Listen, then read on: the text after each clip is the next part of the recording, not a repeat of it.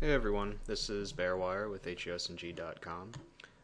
What I wanted to do today is sort of give you guys a look into how I use Hold'em Manager to review my matches, and hopefully give you some advice on like what a good way to review your game might be and what I think is like a more common misused approach to like looking through Hem for basically just review. What I think so what I have here is I just filtered for one of my most recent matches on Stars. I haven't played a lot during the holidays and all that. I'm just getting back to Toronto, so uh, about 3 weeks ago was one of my most recent matches.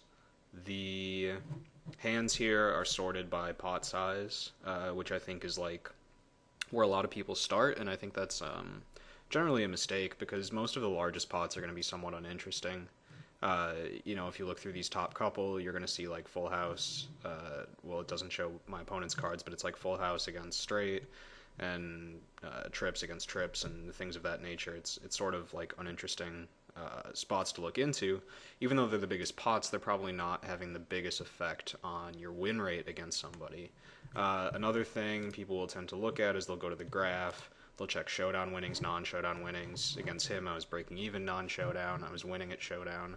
I mean, that's great, but it's not incredibly useful because over such a small sample, the non-showdown winnings are going to be like largely dictated by him folding in big pots. Situations where you probably either had like a good hand or maybe didn't have a good hand, and it's largely dictated over this sample by like the quality of everyone's hands at showdown. So these tools here, they basically just don't they don't cover enough information. And over only 300 hands, which I think is like, I mean, it's a short match, but it's a fairly common length of a match. What I think is more useful is can be found in the reports. A couple things that I like to look for are basically just and I'm not sure if I have them added yet. But what I like to do is I like to look at street by street play and how like my game sort of matches up against his game. So what I'll do here is I'll add in flop, turn, and river c-bet, and I'll add in flop, turn, and river fold to c-bet, and I'll just put those at the end here. So here we can see. Oh, they arranged it like that. So here we can see that these are my stats against him. So I was c-betting the flop 60%, turn 45%, river 80%. From my own knowledge of my own game, the flop c-bet is the most accurate, which shouldn't surprise you because that's going to converge to the long run number more quickly. Oh, and this is filtered by position, so it's going to make it even tougher to get a good sample. Well, I guess that's not a big deal. I don't want to go through that for too long. So my normal turn c-bet would be similar to this, maybe slightly higher. My normal river c-bet would be quite a bit lower than this. So this is just like kind of a function of what hands I was dealt.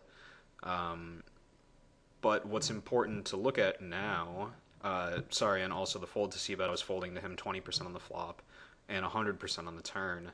The overall number down here was different because this is only for the small blind.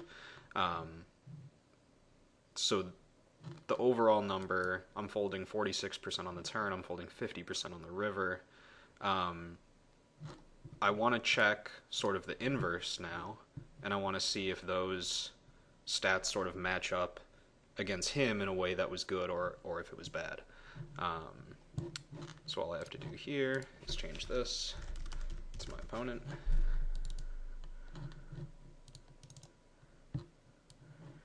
And looking at the same numbers, so his fold to flop c-bet was 42, which is on the high side, and because of that, I probably should have had a high c-bet against him. So me having 60%, which is sort of my normal c-bet, might not have been the greatest adjustment. So looking at this in future matches, I might want to increase my flop c-bet percentage, and basically just make it more bluffs, because the whole point here is like, well, I want to take advantage of him presumably folding too much, so I want to make my range a little bluff heavy, and I want to do it more frequently. The other thing I could do is I can change my sizing, but I've talked about that in other videos, and that's a pretty straightforward concept. The turn and river fold to c-bet are going to be less accurate over this sample, but they're also quite high, over 50 and 50%. So for that reason, I just want to make sure that I continue to follow through on my bluffs, because I can be confident looking at these numbers, at least from what information I have, that he's not going to just relentlessly call down on any specific street. So I have reason to believe that I can get away with bluffs on every street. So my turn c-bet ideally might be a little higher. My river c-bet, which was high already, is probably good. Now in the other position, we look at his statistics for flop, turn, and river c-bet, and he has a fairly normal flop c-bet. But what's noteworthy here is that his turn and river c-bet are quite low, 34 and 33. So looking at that, my counter approach would be to fold a lot more hands on the turn and river, and also to fold very few hands on the flop. Even though he's betting, not too often, we know that he's going to give up a high percentage of the time on the turn and the river, so we should be able to get away with more floats. We should be able to get away with showing down more like weak showdown hands like ace or king high, or weak bottom pair or something like that. So these are things that I'm going to take into the next match, and this is much more useful information in my opinion than what we might find from one specific big pot.